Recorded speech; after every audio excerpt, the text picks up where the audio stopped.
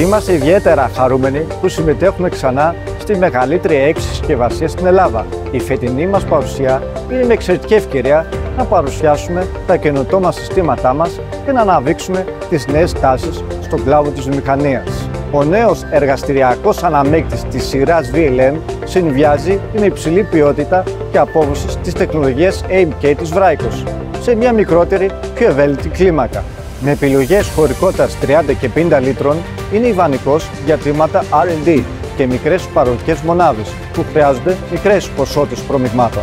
Ο σχεδιασμός και η κατασκευή του πραγματοποιείται εξ ολοκλήρου στην Ελλάδα, εξασφαλίζοντας τη μέγιστη ακρίβεια και ποιότητα ανάμειξης. Για πρώτη φορά σε έκθεση στην Ελλάδα, παρουσιάζουμε το προηγμένο σύστημα σωληνωτού μεταφορέα της Cable Way Conveyors.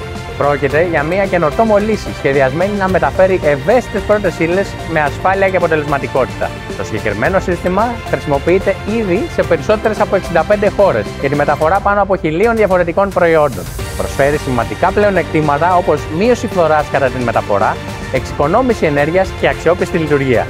Έχει εφαρμοστεί με μεγάλη επιτυχία σε βιομηχανίες τροφίμων στην εγχώρια αγορά για τη μεταφορά προϊόντων όπως κόκκι καφέ, σοκολάτα, σνακ, όσπρια, εξασφαλίζοντας άριστα αποτελέσματα.